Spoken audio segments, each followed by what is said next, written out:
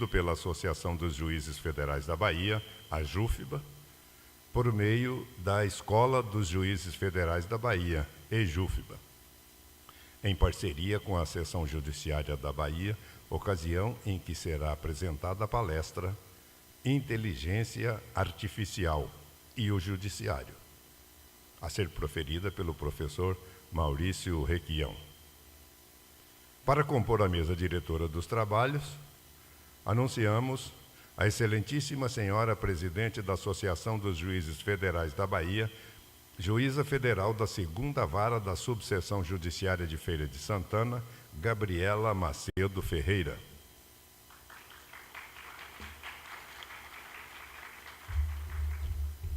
A excelentíssima senhora diretora do Foro na Seção Judiciária da Bahia, juíza federal Sandra Lopes Santos de Carvalho. O ilustríssimo senhor professor Maurício Requião.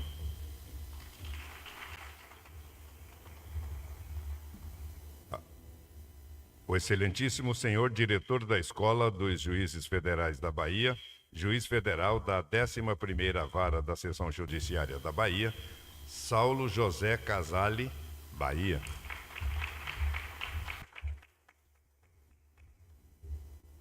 E o excelentíssimo senhor juiz federal coordenador do Centro Local de Inteligência e relator da 2ª Relatoria da 2ª Turma da Seção Judiciária da Bahia, Fábio Stief Mahmoud.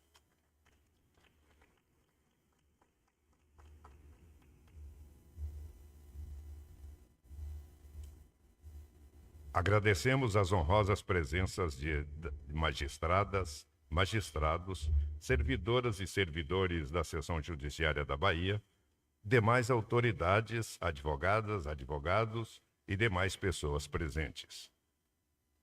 Com a palavra, a excelentíssima senhora presidente da Associação dos Juízes Federais da Bahia, juíza federal Gabriela Macedo Ferreira.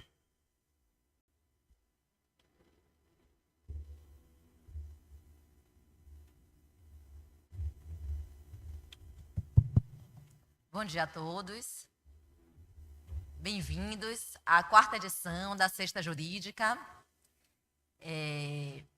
Hoje sobre um tema muito importante, né? Um tema que está aí em voga e que precisa ser pensado, inteligência artificial e poder judiciário.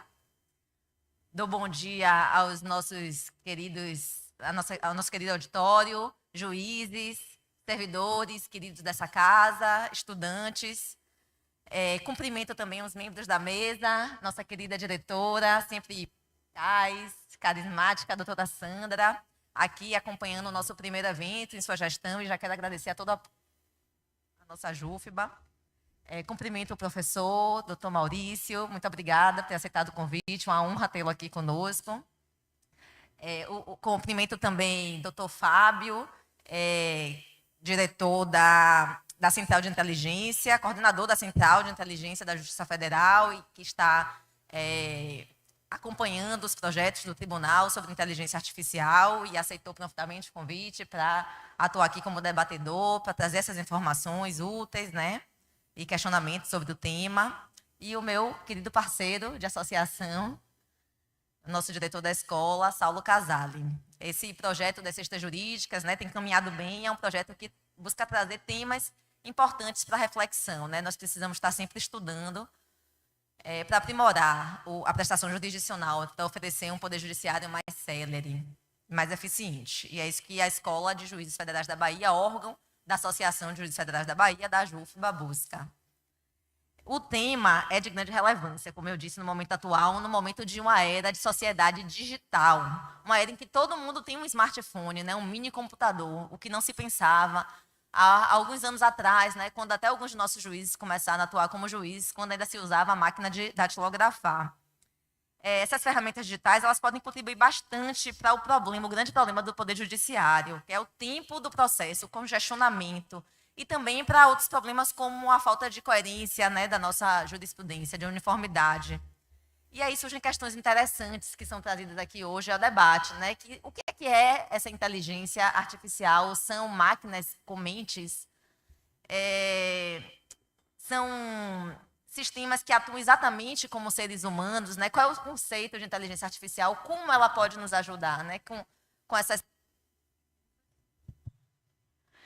podem trazer uma duração do processo mais razoável, né? Um processo mais eficiente. Quais são os limites, sobretudo éticos, do uso da inteligência artificial no Poder Judiciário?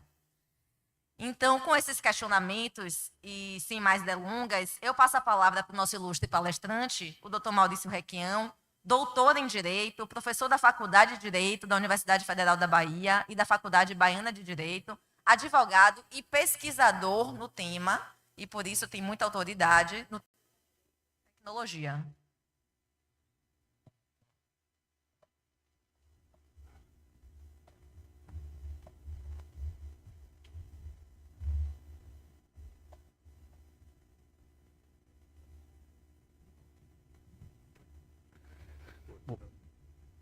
Pessoal, bom dia, muito obrigado pelo convite, pela apresentação.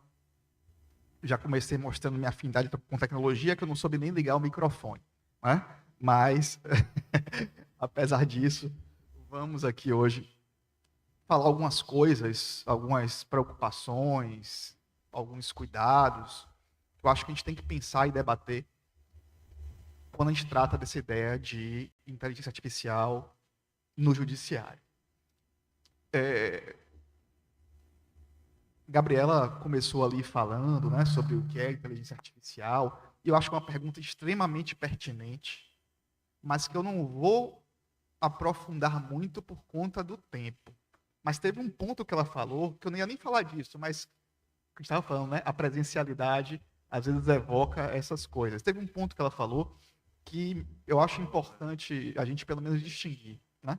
Que quando a gente fala de inteligência artificial, nós estamos falando de um modo de processamento e de um modo de busca de resultados que é completamente diferente da inteligência humana. Completamente diferente da inteligência humana. Assim, uma IA, ela até vai ser treinada como uma pessoa também é. Né? Por exemplo, nós trabalhamos muito no dia a dia, ainda que inconscientemente, com um sistema de recompensas e punições. Né? Se a gente faz algo bom e tem um resultado bom, a gente fica satisfeito. Se a gente faz algo que é ruim, a gente tem uma punição, a gente fica insatisfeito. A IA também trabalha com recompensas e punições, só que óbvio que nunca na perspectiva mesma que nós, porque para ela a recompensa é sair de retorno o número 1 e a punição é sair de retorno o número 0 ou o número -1, a depender de como esteja funcionando o sistema. É completamente diferente de nós que somos entes biológicos, imersos na cultura e que, portanto, lidamos com toda essa ideia de recompensa e punição de uma forma muito diferente. A IA, toda IA, gente, por mais que às vezes possa parecer quase mágica, não é nada além de aplicações matemáticas. Então, toda IA tem ali uma ideia de um processo, que é um processo, no fim das contas, matemático e computacional. E já aqui, de início também, é importante dizer que o fato de a gente estar apontando que a IA tem ali um processo matemático, computacional, de modo algum significa que seja um processo neutro, que é uma primeira preocupação que eu tenho quando a gente pensa em trazer a IA para o judiciário. Que haja uma falsa impressão, seja da parte de quem for, né, dos jurisdicionados, dos magistrados, dos advogados, de que essa IA é um instrumento de mais justiça porque seria mais neutro. A IA ela até pode ajudar os magistrados a terem decisões que sejam menos enviesadas. Né? Mas, óbvio que a própria IA, se a gente não tomar cuidado, pode ela ser enviesada e até reforçar vieses já presentes no ato de julgar. Quando eu vou quando eu venho trabalhando, né, com essa ideia de IA e decisões judiciais, eu termino indo muito, e eu sempre falo isso, quem quer estudar inteligência artificial precisa ter uma disposição para sair do direito. Porque se a gente for discutir inteligência artificial só pela perspectiva do direito, essa vai ser uma perspectiva extremamente pobre e, ao mesmo tempo, também insuficiente. Então, assim, eu tenho buscado muito estudar coisas relacionadas à própria computação, né? Como é que os algoritmos funcionam, porque a gente fala assim, não, algoritmo, né? IA, tá na boca de todo mundo isso, né? Não, o algoritmo do meu Instagram aqui está me indicando isso, mas as pessoas não sabem efetivamente o que é um algoritmo, quais são os algoritmos que existem. Então, acho que isso é um ponto. Mas o outro ponto também que tem me chamado muita atenção é como é importante o estudo também de coisas relacionadas à psicologia. Tem um autor que é bem conhecido, chamado Daniel Kahneman, que ele é mais conhecido por um livro que foi um best-seller chamado Rápido e Devagar. Talvez alguns de vocês já tenham ouvido falar, ou mesmo já tenham lido, né? Que é um livro em que ele trata de vieses. Não só disso, mas trata muito da ideia do viés cognitivo. Porque o que é que ele explica? E, gente, eu estou indo aqui para a psicologia, mas eu vou chegar na IA, certo? É porque tem tudo a ver. E aí ele explica lá a ideia do que em psicologia se costuma chamar de sistema 1 e sistema 2. O sistema 1 é o sistema mais intuitivo, mais rápido para tomar decisões. E o sistema 2 é um sistema mais refletido, mais, vamos dizer assim, dentro do que a gente costuma chamar de racional, para que a gente vá tomar decisão nos diversos aspectos da nossa vida. E o que, em resumo, ele mostra é que nós trabalhamos muito mais com o sistema 1 do que nós gostamos de pensar. Nós estamos muito mais no automático do que efetivamente nessa pausa reflexiva em diversos momentos da nossa vida. E eu acho que com a tecnologia, com esse imediatismo que o nosso celular nos traz, isso se torna ainda mais verdadeiro. Porque parece que tudo é para ontem e isso reforça a nossa necessidade de decidir rápido, de resolver o problema, coisa que com certeza eu imagino que se reflita também aqui nos tribunais, com a quantidade enorme de demandas e a necessidade que vocês sentem certamente de escoar aquelas demandas e de decidir. Então, isso reforça a possibilidade de vieses, também nas decisões judiciais, como em qualquer outra decisão. Porque, volto a dizer, não somos neutros. Né? Então, quando a gente encontra, quando um de vocês, juízes, encontra um caso que, de alguma forma, reforça a sua expectativa, reforça uma crença sua, há uma tendência de que você decida de uma maneira, enquanto que outro juiz, que, naquele caso, vai contra uma crença dele, provavelmente vai decidir de outra maneira, embora ambos, aplicando a lei, as decisões vão ser decisões diferentes, não necessariamente díspares, não necessariamente opostas, mas vão ser decisões diferentes. Esse mesmo Daniel Kahneman, ele também trabalha com uma outra ideia, que também é muito importante aqui, que é a ideia de ruído. A ideia de ruído, de certa maneira, diz respeito ao fato de que, por exemplo, para um mesmo julgamento, seja lá no campo judiciário ou não, mesmo pessoas que são experts na área vão alcançar resultados diferentes. Ele fez pesquisas nos Estados Unidos, por exemplo, mostrando que um médico tende a estar mais suscetível a prescrever um antibiótico na última consulta do dia do que na primeira. Porque na primeira consulta do dia ele está menos cansado, ele vai avaliar com mais calma o paciente, vai pesar melhor se precisa do antibiótico ou não, enquanto que na última consulta do dia ele já está mais cansado, ele tende menos a ter esse trabalho e resolver pelo antibiótico do que na primeira consulta do dia. Né? Essas mesmas pesquisas que o autor apresenta mostraram também nos Estados Unidos como juízes às vezes davam decisões diferentes conforme o dia da semana em que a decisão foi prolatada, por diversos fatores, né? Inclusive o cansaço, a disposição. Então, essas questões de viés e de ruído são questões que são presentes na ação humana.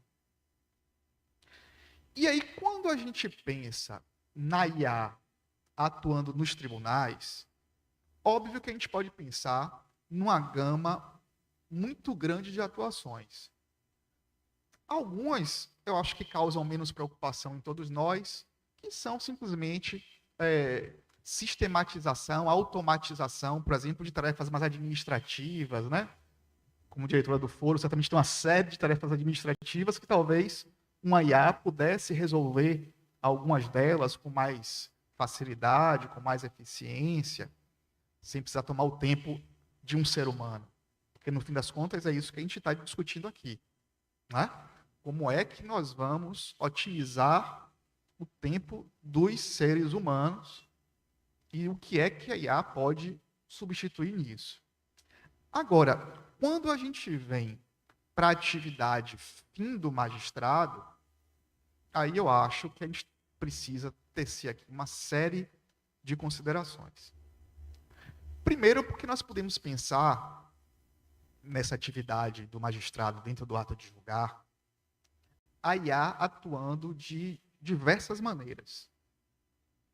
E já temos, né, alguns projetos em curso nos tribunais, seja STJ, STF, TRF da Terceira Região, TRT. Nós temos diversos projetos já funcionando, já em curso, com diferentes graus de atuação da IA.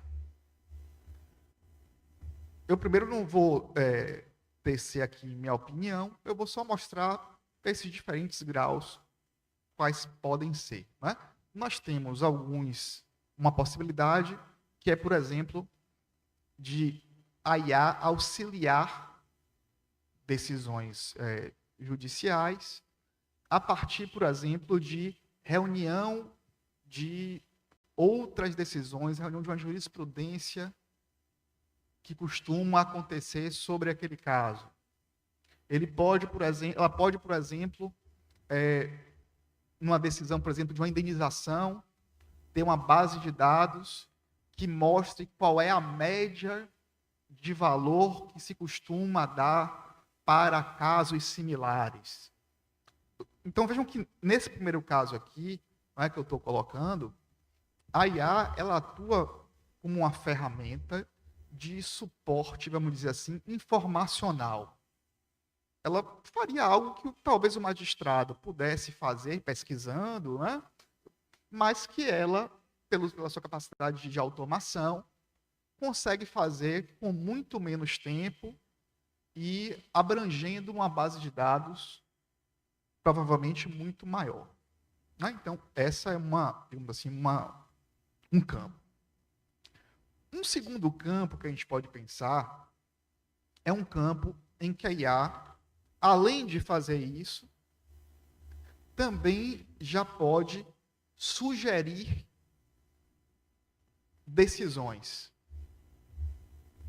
A IA, dentro de um determinado caso, ela faria uma análise e iria ali sugerir possíveis decisões, e a partir dessa seleção já geraria uma minuta de uma decisão que seria ali adaptada pelo magistrado. Essa é outra possível atuação. Uma outra atuação também que é possível é com a IA, por exemplo, sendo uma ferramenta para sumarizar os processos.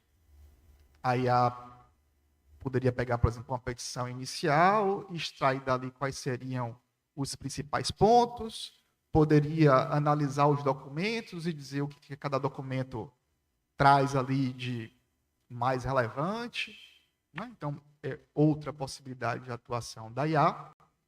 E, obviamente, a gente pode ter também, como já se tem notícia de que, por exemplo, há certos tribunais da China que têm essa aplicação, você poderia, por último, ter uma IA que realmente julgaria. Na China, tem algumas cortes para casos de menor complexidade, que a IA já dá o resultado final e tem só uma supervisão muito por cima, digamos assim, humana. Então, como eu disse, né, aqui só para mostrar algumas ideias, e que, claro, todas elas podem ser aqui desenvolvidas e debatidas, mas mostrar alguns diferentes níveis de possibilidade de aplicação da IA.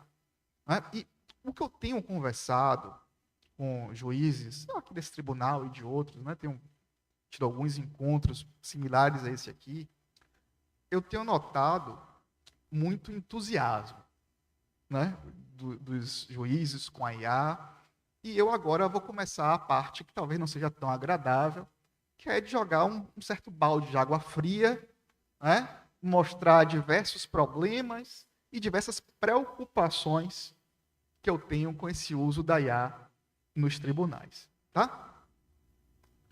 Vamos lá.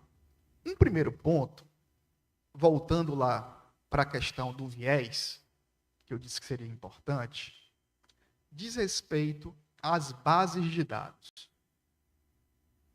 Porque, vejam, os modelos atuais de IA, eles todos funcionam a partir de processamento de uma quantidade massiva de dados. A IA será tão melhor quanto mais dados ela tenha para o seu treinamento e para os seus posteriores testes, porque normalmente as bases de dados elas são separadas, tá, gente? Você tem uma base de dados ali de, sei lá, 100 mil processos, você não vai usar os 100 mil para treinar. Você vai usar 50 mil para treinar e vai fazer depois 5 testes de 10 mil para poder afinar até chegar no resultado final, por exemplo. Tá? Então, essas bases de dados, elas já podem vir enviesadas. Essa é uma primeira preocupação. Então, vejam que, se existirem já nas decisões judiciais, de um modo substancial, um enviesamento, o que essa IA vai fazer, em qualquer das aplicações que eu disse aqui agora, é reforçar esse enviesamento. Para vocês terem uma ideia, algo fora do judiciário, uma dessas big techs, ela fez uma seleção para um cargo de diretoria na empresa e usou uma IA. No final da seleção, só havia candidatos do sexo masculino. Quando eles forem investigar o porquê, é porque naquela empresa até então só havia na direção homens. Então, a base de dados que a IA utilizou levava à lógica conclusão que somente homens seriam os melhores candidatos. Porque esse aspecto discriminatório, esse enviesamento, já estava na base de dados. Então, uma primeira preocupação que eu tenho é essa. Né? Qual é a base de dados que nós vamos utilizar para essas IAs que vão atuar no Poder Judiciário? Eu tenho uma outra preocupação que se relaciona com a questão do ruído, que eu falei agora há pouco, que, para você ver como as coisas, às vezes, vão tomando caminhos estranhos. Né?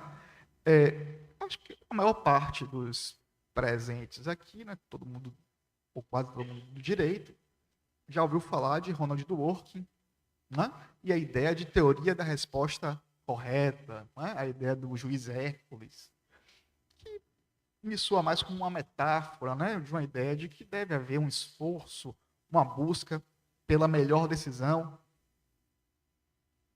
e por aquela que seria a decisão correta. Como eu estava dizendo, é inegável que hoje os juízes decidindo, eles vão ter discordâncias sobre qual é a decisão correta.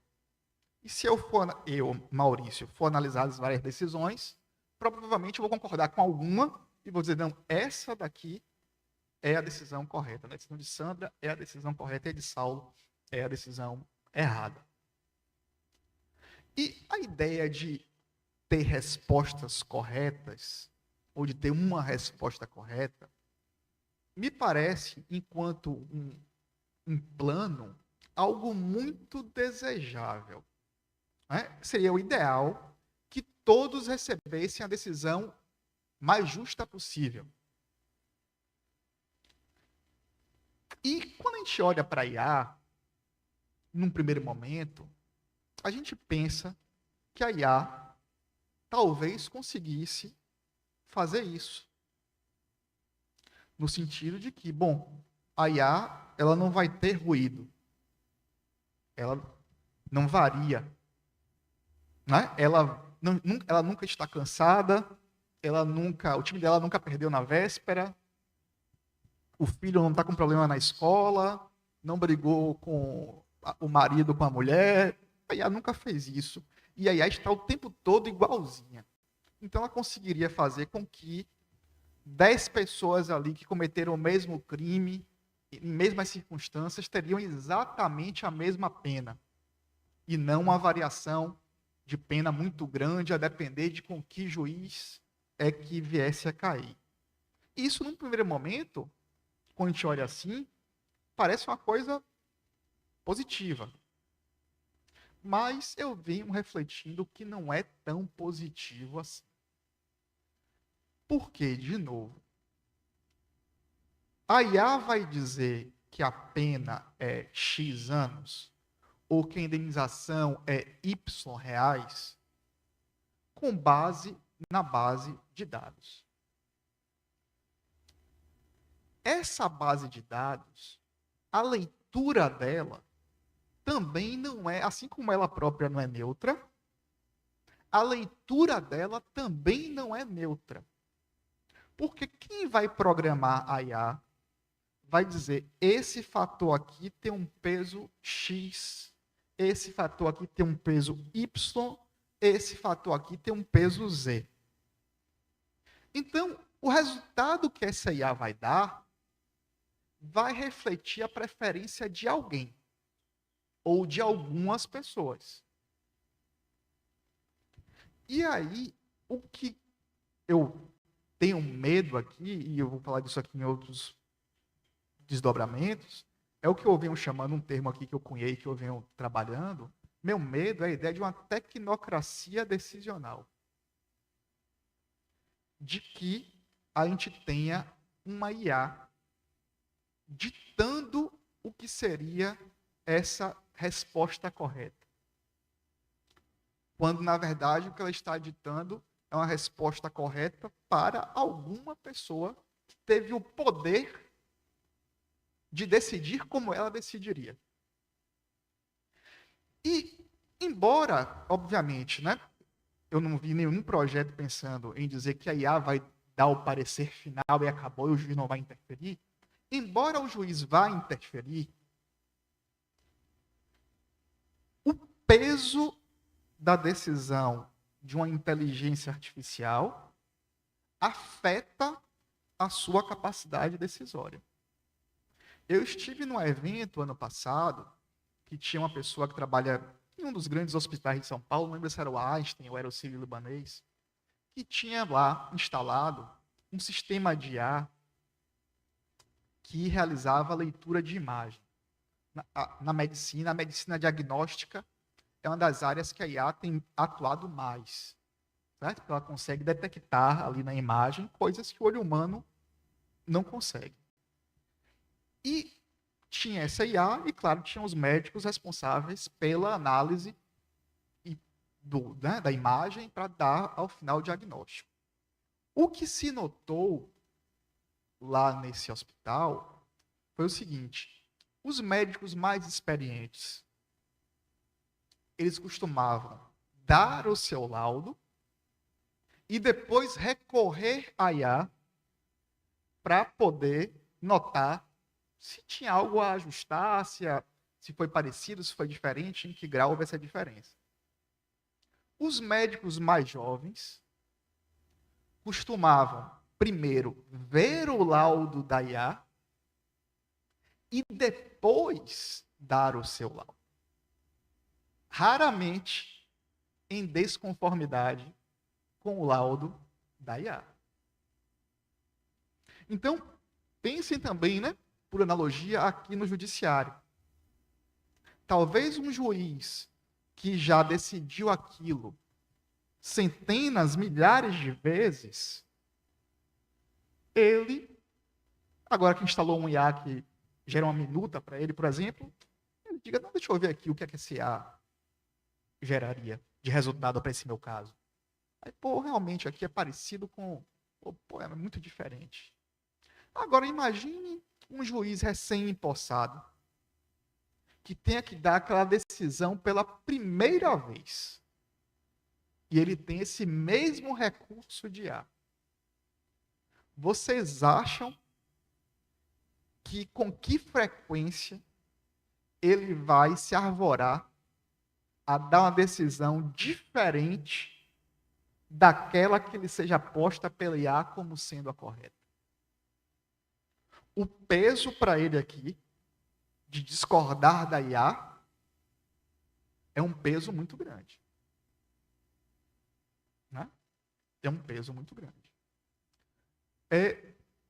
Um outro problema relacionado também a essa questão de decisão da IA, que por vezes me parece meio fantasioso, né? Por exemplo, já vimos diversas falas do ministro Barroso, o ChatGPT para o judiciário, né? Coisa e tal, mas tudo vai ter revisão humana. Eu não encontrei até hoje um juiz que não me dissesse que vai ter revisão humana. Todos concordam. O Victor, do STF, ele faz, e ele não precisa parar, né? Ele pode trabalhar 24 horas por dia, mas ele faz ali, em horas, o trabalho que servidores e juízes levariam meses. Sempre é dito isso como uma prova da eficiência da IA. Mas eu pergunto para vocês uma coisa. Tem um ponto nessa conta que não fecha. Porque, veja, se o sujeito aqui, para olhar esse processo com cautela, ele demora 1 hora, vamos dizer. Um número aqui hipotético. E a IA demora 10 segundos para fazer esse mesmo trabalho. E eu estou dizendo que essa pessoa vai conferir a decisão da IA. Eu não sei como é que se a IA dá 5.000 decisões, esse servidor ou esse magistrado que é tão lento vai conseguir supervisionar com qualidade essas 5.000 decisões.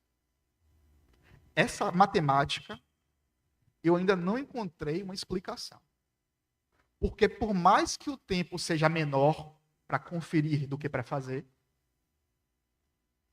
a disparidade de tempo é sempre mostrada como muito grande. Então, ainda estou aguardando, né, uma explicação sobre como é que todas essas decisões da IA serão decisões supervisionadas. Até porque, vindo aqui para os modelos que eu disse, né, para as coisas que poderiam ser feitas, até porque até coisas que podem parecer simples podem ser problemáticas. Por exemplo, vamos pensar lá naquela situação que eu falei de uma IA que lê a petição inicial e escolhe ali quais são os pontos mais importantes e faz um sumário disso. Com base em que ela escolheu quais são os pontos mais importantes? Porque foi com base uma decisão algorítmica. Essa decisão algorítmica aqui,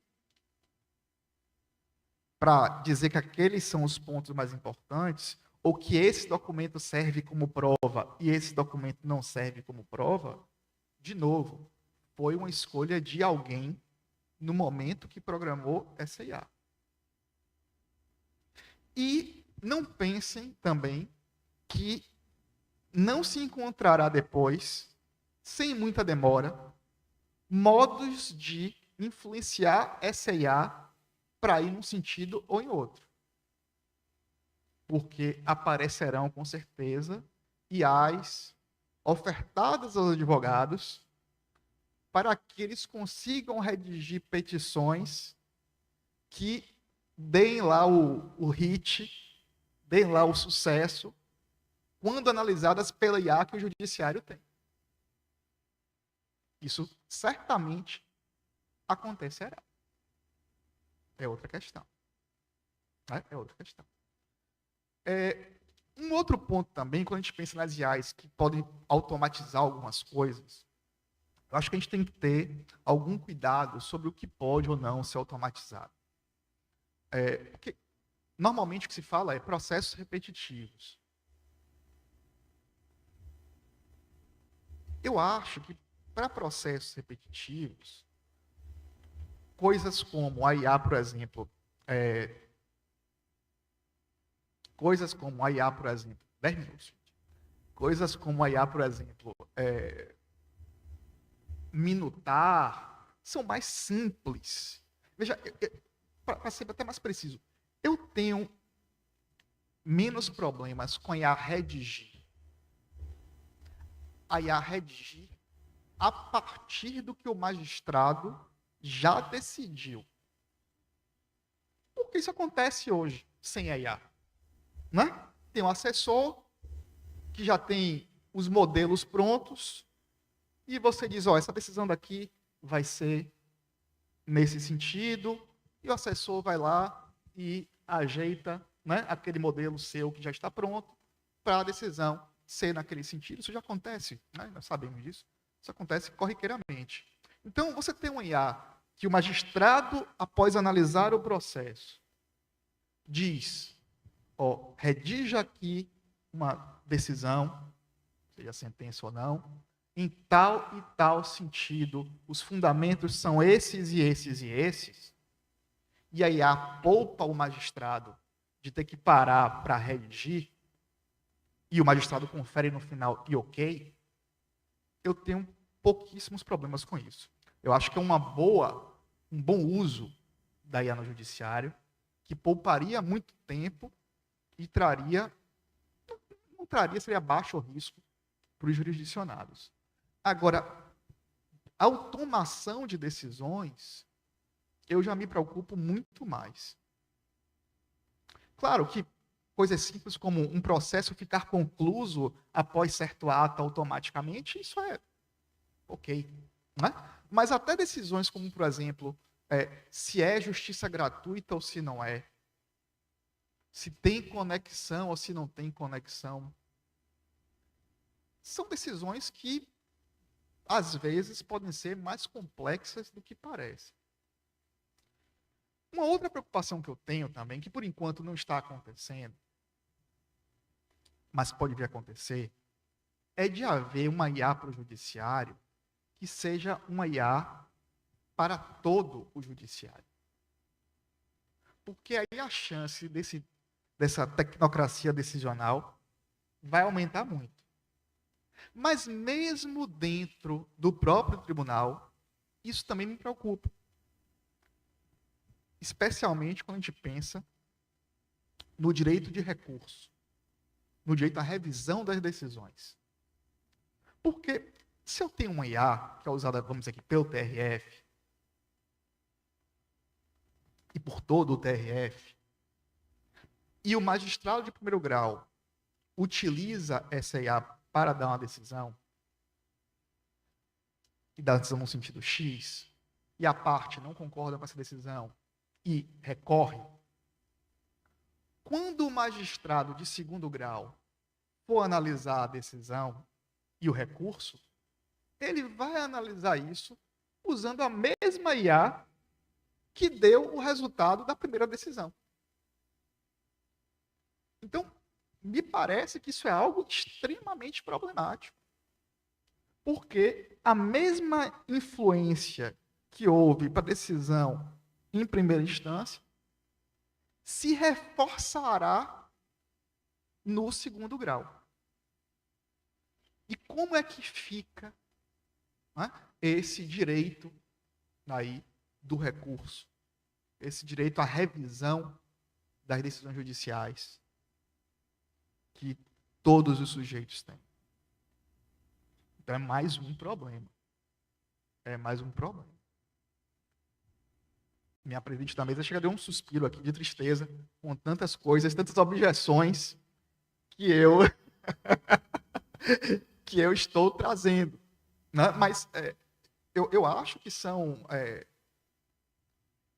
críticas, pontos que eu estou aqui trazendo que, por mais que sejam incômodos e por mais que eventualmente se possa discordar né, desses pontos que eu estou trazendo, dizer, não, Maurício, isso daí você está exagerando, isso aqui eu acho que não tem sentido, mas são pontos que têm que ser trazidos, né? São pontos que têm que ser discutidos, para que depois não se diga que houve uma pacífica adesão e que sempre se achou que tudo seria maravilhoso e que ninguém avisou que poderia ocorrer problemas. Né? Essa parte, como eu estava falando aqui, da supervisão, me parece uma parte, para qualquer dos casos que a gente estava falando agora há pouco, é essencial. Certo? É algo que eu imagino que a gente não pode deixar faltar e que, felizmente, em geral, eu tenho visto uma concordância nesse sentido. Então, gente, sem me alongar muito, né, eu já sei do tempo aqui, já devo estar chegando perto do final, sem me alongar muito, o que eu peço a vocês, as pessoas principalmente que estão envolvidas, né, de modo mais próximo nesse processo, que, ao meu ver, é um processo inevitável, é que haja preocupação que extrapole o fato legítimo, não é? A demanda legítima de tentar desafogar o judiciário. É uma demanda legítima. É uma demanda que interessa não só aos magistrados, mas aos jurisdicionados, aos advogados. É uma demanda que interessa a todos. Né? Mas a gente precisa fazer isso com cautela. A gente precisa fazer isso de um modo que não seja um remédio que, na verdade, seja um veneno. Né? Como se costuma dizer, a diferença do remédio para o veneno é a dose. Então, acho que a gente precisa pensar muito sobre isso. Tem que ser um processo discutido com a comunidade. Né? Me parece que, pensando aqui um pouquinho em soluções, me parece que tem que ser um processo discutido com a comunidade, ou seja, o TRF quer implementar, eu acho que o TRF deveria ouvir os advogados, o TRF deveria ouvir a comunidade. Um outro ponto também que me parece necessário sempre, que exista uma contínua auditoria da IA, tanto interna como externa, certo? Que você possa verificar ali o que é que a IA está produzindo. Um outro ponto também mega importante é a transparência quanto ao uso da IA. O PL 2338, que está em curso, ele fala que conteúdos, ele chama, né, rotula, conteúdos produzidos pela IA como conteúdos sintéticos. E uma coisa que ele fala de conteúdo sintético é que tem que haver transparência. Então, se o modelo da decisão foi escrito pela IA, isso tem que ser informado ao jurisdicionado, ao advogado, aos colegas. Até porque uma outra preocupação que eu tenho aqui essa mais diretamente afeta só os juízes mesmo, é que Uma implementação da IA, que é uma ferramenta, não me parece ser possível com algo obrigatório aos juízes. Me parece que o juiz que não queira usar a IA, ele está totalmente legitimado a não usar a IA, que seja implementada e continuar decidindo como ele sempre fez. Mas pensem no impacto que isso pode ter nas métricas de produtividade dos juízes. Um juiz que usa e um juiz que não usa. Uma outra preocupação que eu tenho, aqui eu vou fazer já a pior coisa que eu podia fazer, para vocês não ficarem com muita raiva de mim. Na hora que eu estiver acabando, eu já acabo. Né? Se o juiz começa a dar decisões com IA, a decisão com IA deve contar na produtividade dele do mesmo modo que uma decisão não feita com IA?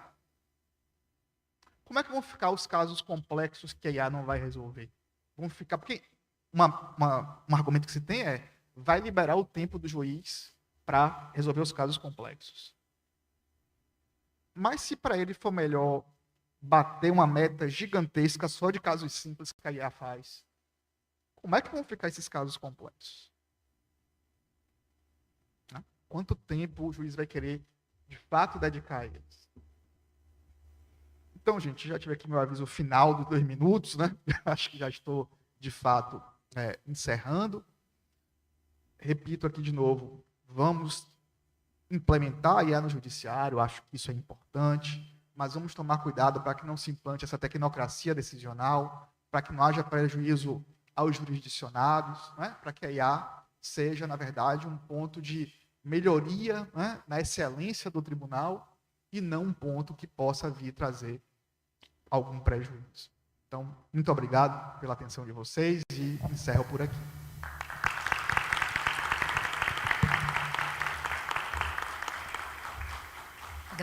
Agradeço ao professor Maurício pela belíssima palestra, né? Trouxe reflexões super importantes para serem ponderadas com esse avanço e essa ajuda que a tecnologia, né, os recursos de inteligência artificial podem trazer. E aí, a título de curiosidade, eu trago para vocês que o CNJ, né, já regulamentou em 2020 a inteligência artificial e na resolução 332 trouxe inclusive conceito, né, artigo 3º, para o disposto nessa resolução considera-se modelo de inteligência artificial o conjunto de dados e algoritmos computacionais concebido a partir de modelos matemáticos, cujo objetivo é oferecer resultados inteligentes associados ou comparáveis a determinados aspectos do pensamento, do saber ou da atividade humana, sem, contudo, trazer essa questão dos vieses, né, que é importante se atentar. E aí, preocupado com isso, com a questão dos vieses, com os limites do uso dessa inteligência artificial, foi criada no Senado, em agosto de 2023, uma comissão temporária interna sobre inteligência artificial, que está votando 10 projetos de lei para regulamentar o uso da ferramenta em vários setores, trazendo limites, proibições ao uso de inteligência artificial, exatamente com essa preocupação sobre a qual o seu olhar se lançou, né? De se evitar uma tecnocracia, né? De se esquecer que há vieses em relação a esse uso, né?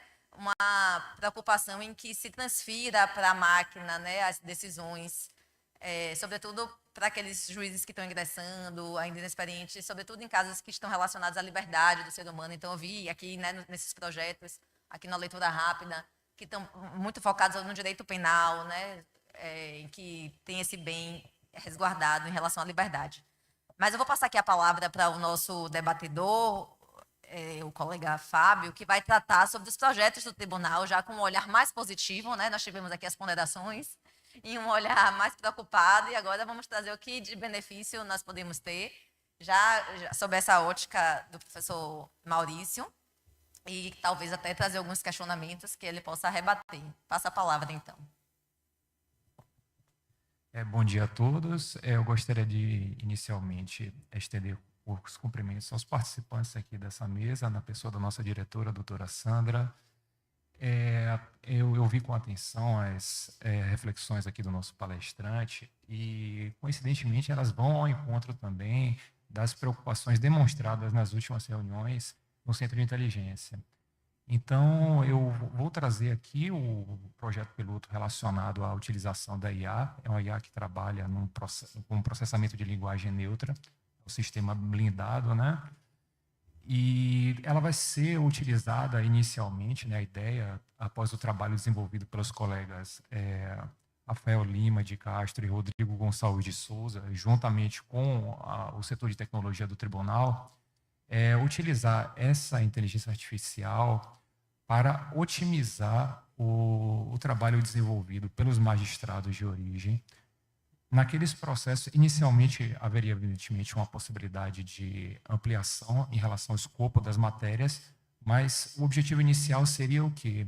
Organizar a parte de transcrição e sintetização de informações que seriam captadas através de mídias oferecidas, no caso específico, pelas partes, e também de audiências, no caso, presididas por conciliadores que passariam pelo treinamento junto à Escola da Magistratura Federal, com a participação dela, com o objetivo de fomentar uma célere tramitação com vistas à autocomposição e, eventualmente, uma aprovação de decisão nesses processos que envolvem a concessão de benefícios a segurados especiais. O primeiro momento seria esse, e eu vou explicar mais ou menos, em termos gerais, como é que funcionaria.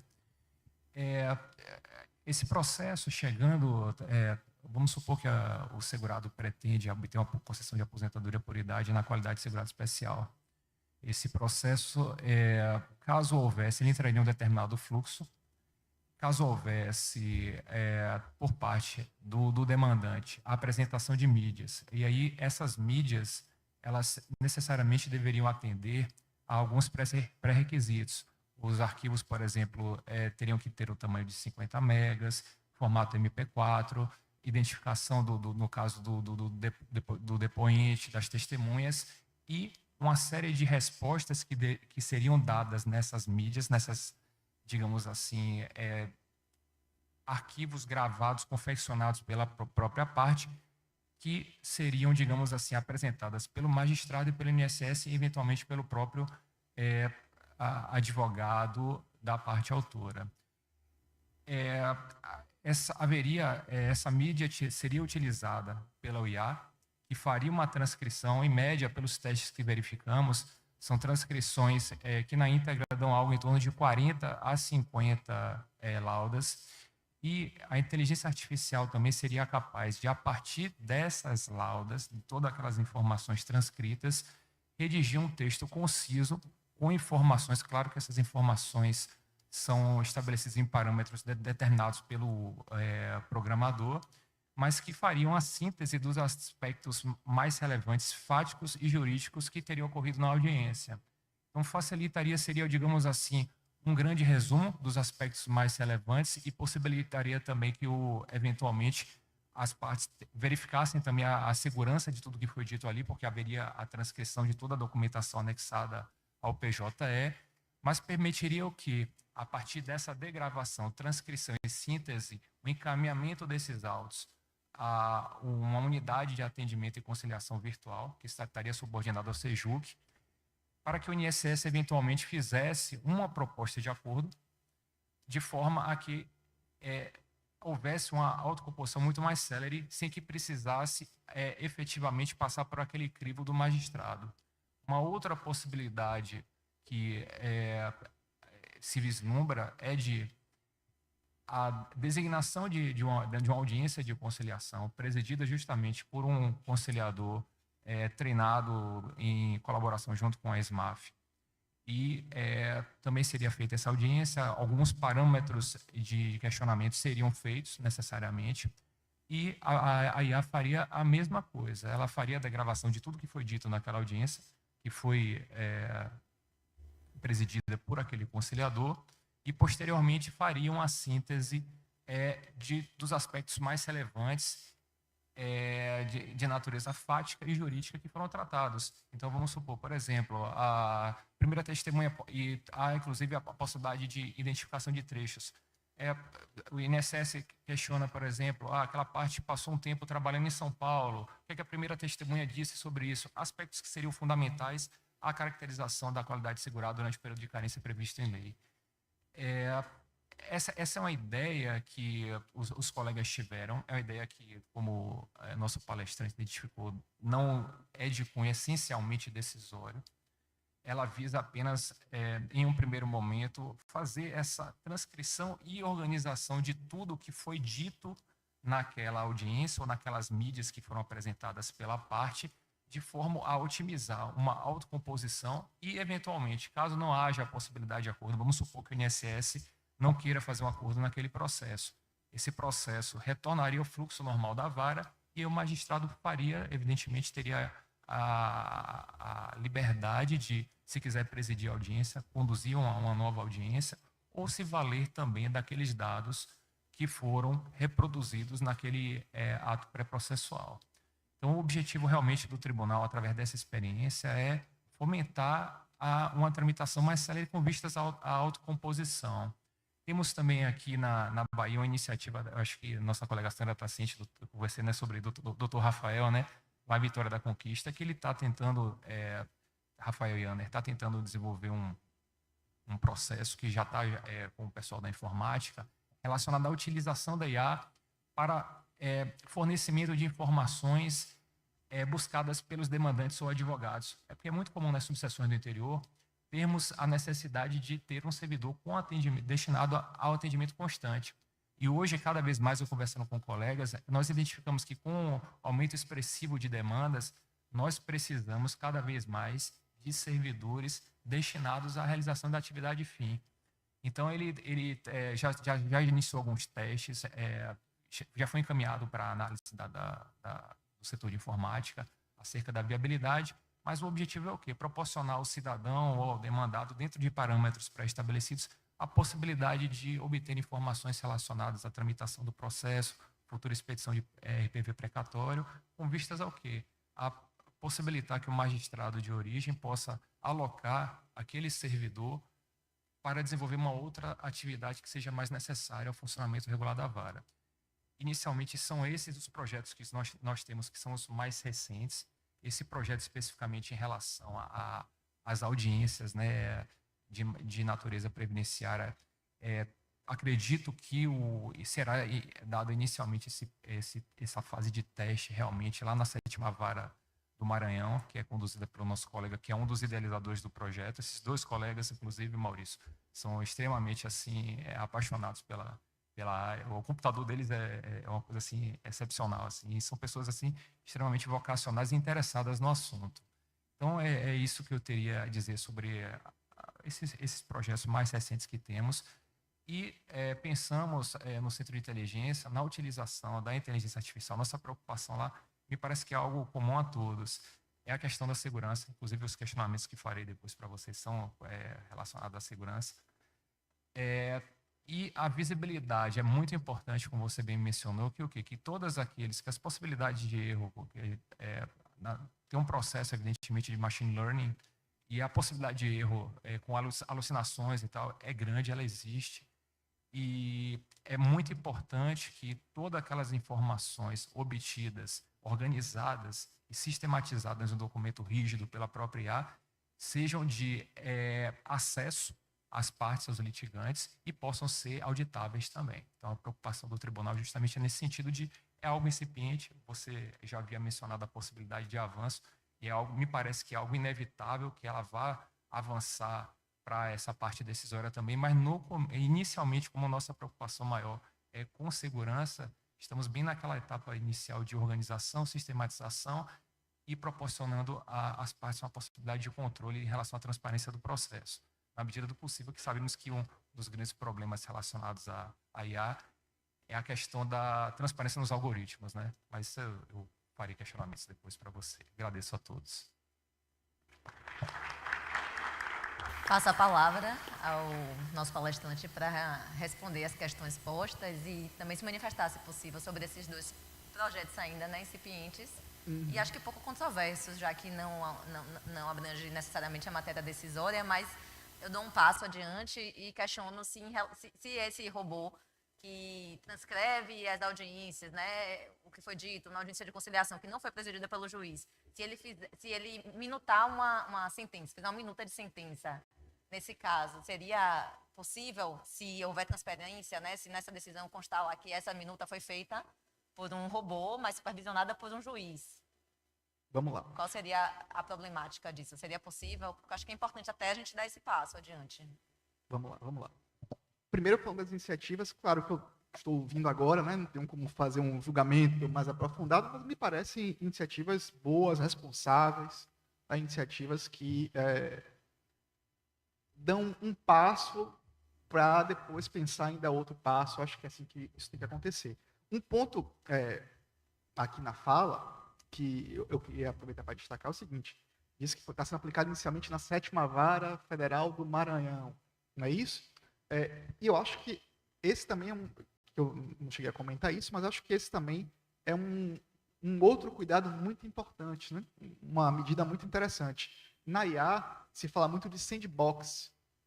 O que é a ideia do sandbox? A ideia do sandbox é de, digamos assim, uma área de teste. Então, antes de você implementar para todo o tribunal, você fazer o teste em uma vara em específico é sempre algo é uma boa iniciativa, uma boa prática, não é? de governança, porque você consegue detectar, se houver problemas, os problemas não vão alcançar uma dimensão mais difícil de contornar, e você também, claro, que quando você aumenta a escala, outros problemas podem surgir, mas é uma iniciativa que eu acho muito positiva, essa de ser inicialmente numa vara em específico. A minuta da decisão, a gente entra naquelas mesmas questões que eu estava colocando antes, né? Porque o que me preocupa principalmente, como eu estava dizendo aqui, é esse poder, ou essa influência no poder decisório. Eu tenho muita preocupação com isso, sabe? Porque eu acho que a função do magistrado é essa. É decidir. Né?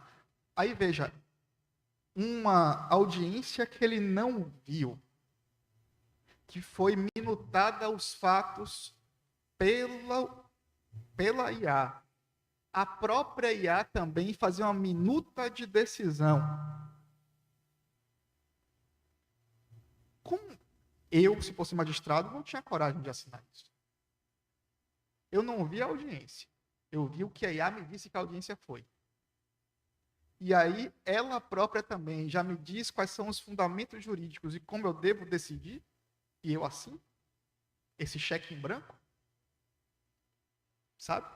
Eu acho que, assim, de novo, qual é o grau de auditabilidade ou de conferência que o magistrado vai precisar fazer para confiar numa minuta de decisão? Sabe? Isso que é uma coisa que eu tenho alguma preocupação nesse sentido. Eu teria um questionamento que eu vi sua preocupação em relação à questão de segurança e do viés de cunho axiológico, né? Naquela etapa existe uma etapa anterior que envolve um processo de seleção de informações, né? Até o machine learning ocorrer, que ela vai se autoalimentar.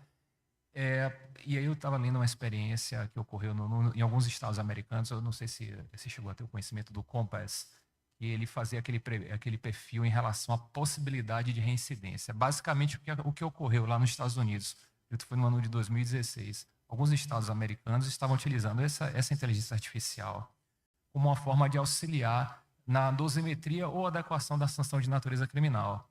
Então, o programador estabeleceu uma série de parâmetros, escolaridade, se já tinha sido preso, se familiares já tinham sido presos. Então, havia um determinado padrão para identificar o quê? Se aquele determinado réu condenado, ele teria uma probabilidade de reincidência baixa, média ou alta. E aí, uma dessas organizações não governamentais, ao tomar conhecimento disso, começou a realizar alguns testes, e aí tem um caso que é muito interessante, relacionado a 2 indivíduos, E esses dois indivíduos tinham um background muito semelhante. E um deles, um indivíduo branco, ele teve uma taxa de reprovabilidade de nota 3, que é baixa, enquanto que o indivíduo negro teve uma taxa de reprovabilidade alta de 10. E isso se espelhou em mais de 40% desses processos, o que gerou uma grande discussão que diz respeito ao quê? Ao processo anterior do machine learning relacionado a um próprio viés ideológico, ainda que inconsciente, do programador, porque ele, ao colocar o algoritmo, ele está colocando também, são escolhas, e tem uma escolha dele a nível consciente ou inconsciente que vai se refletir no aprendizado dessa máquina. E a preocupação que eu tenho, e eu gostaria de questioná-lo, para saber como dentro desse processo eu vi que o Musk e outras pessoas acreditam que a IA até 2030 vão passar do teste de Turing. Então, uma IA que consiga se superar em vários aspectos humanos a ponto de não se distinguir, como é que ela vai proporcionar uma solução que seria adequada à finalidade perseguida por quem a criou, sem se contaminar com o viés ideológico daquele programador ou daquelas pessoas que escolheram efetivamente aquela base de dados a partir do qual ela vai se desenvolver? Perfeito. Eu conheço esse caso. Tem uma autora norte-americana chamada Kate O'Neill, que ela trabalha bastante sobre isso. E eu tenho um artigo, inclusive, que é sobre discriminação algorítmica, que eu termino tratando um pouco também desse caso aí específico.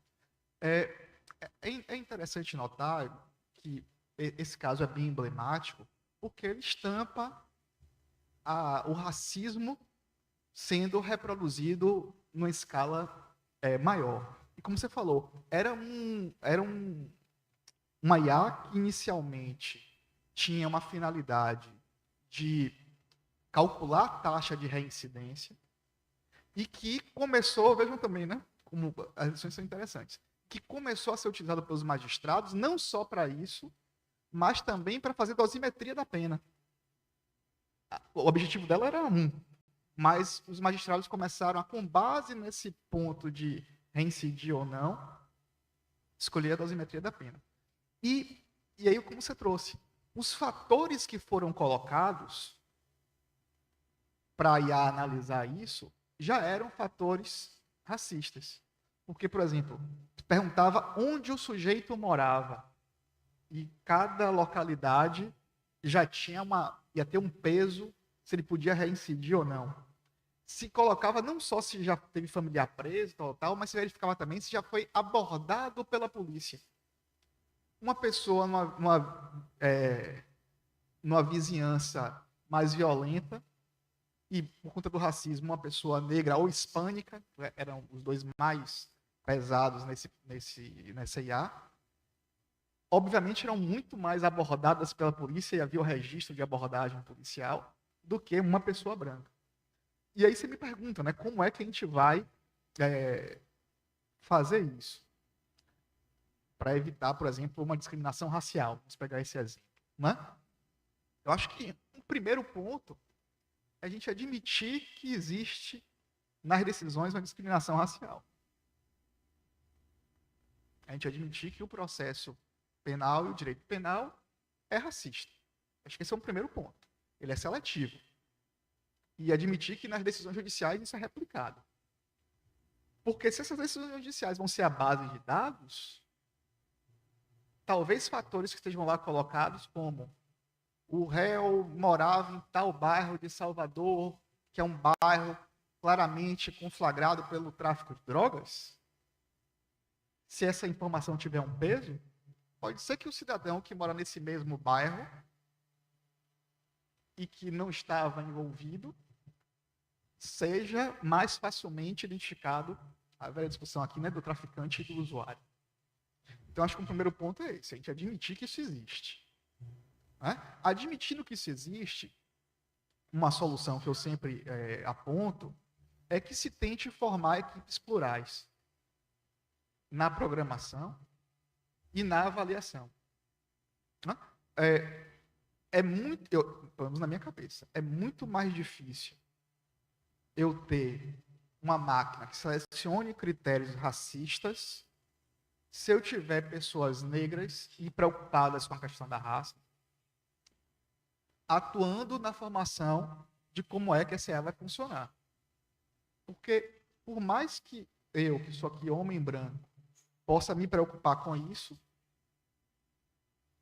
eu não tenho como fazer um filtro de quais homens brancos vão se preocupar e nem qual é o grau da minha preocupação em comparação com quem de fato passa por isso.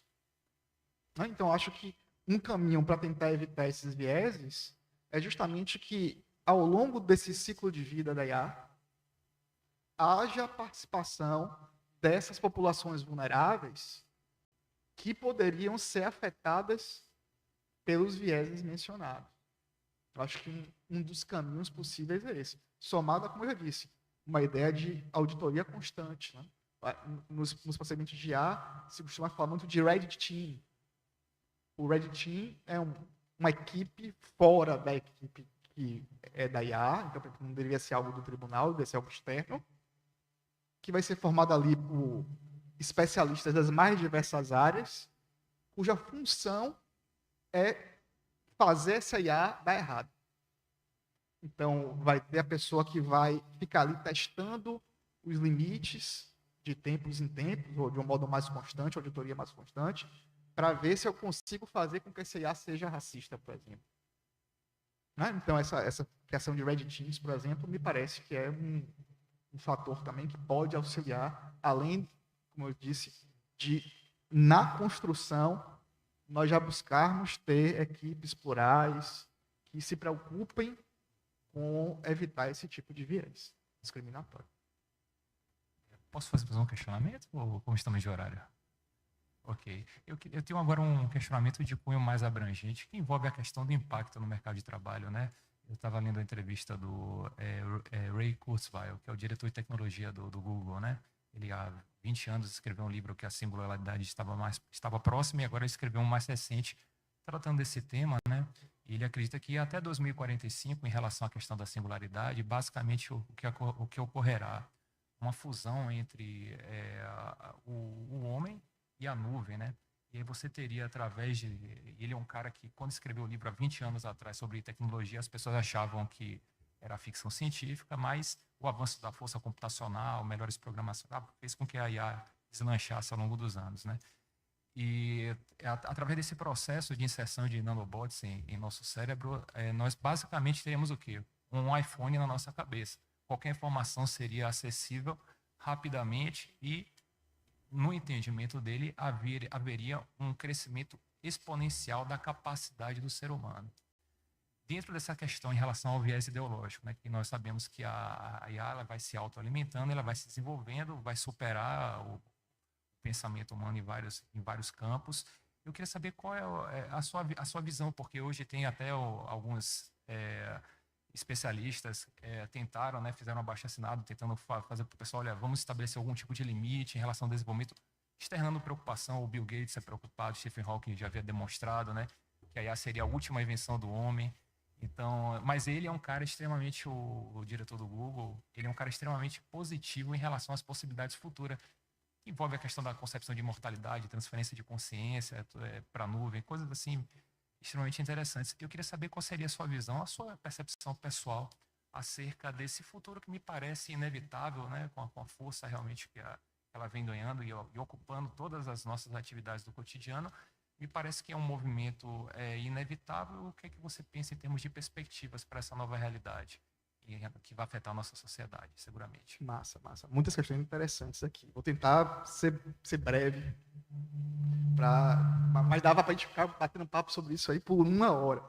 Né? Mas não se preocupem que eu não vou fazer isso. Repare, a primeira questão do mercado de trabalho, que foi o início da sua fala, né? Tem um autor que é chinês, Kai-Fu Lee, que ele também foi diretor da Google quando tentou a implementação na China, né? No caso de tecnologia, que o impacto no mercado de trabalho, ele faz uma projeção e que eu acho interessante no seguinte sentido. Algumas profissões são mais afetadas do que outras. E é um quadro mais ou menos o seguinte hoje, pelo menos. Profissões mais relacionadas com a empatia são menos afetadas. Então, para um psicólogo, ele dificilmente vai ser efetivamente substituído por uma IA, embora exista IAs psicólogas que ficam ali, né? E também, no momento, profissões que envolvam atividades físicas, certo? Porque, por exemplo, para IA fazer isso que nossa amiga está aqui gentilmente nos trazendo água, para um robô fazer isso, é algo dificílimo. Né? Então, atividades que sejam atividades intelectuais e repetitivas são as mais ameaçadas num futuro próximo. Esse outro ponto daí, que é o que daria para a gente conversar também uma hora do chip, né? Primeiro porque essa disputa, né, de neurodireitos. Mas me parece que chips implantados, por enquanto, que é o que Elon Musk meio que defende, parece que não. Eu não apostaria que o futuro vai ser esse. Eu aposto mais na ideia de receptores externos, né, como algumas pesquisas também já têm trabalhado. E aí tem perspectivas que são perspectivas fantásticas, realmente, de aumento de capacidade cognitiva, de aumento até de capacidades físicas. E claro que o sujeito da Google vai ser super otimista, que quanto mais otimista ele for, mais dinheiro ele vai ganhar, né? Mas também traz algumas preocupações, como você bem já colocou na sua fala. Primeiro, porque me parece que se nós vamos ter um super-humano tunado pela IA, isso vai ampliar ainda mais o abismo da desigualdade.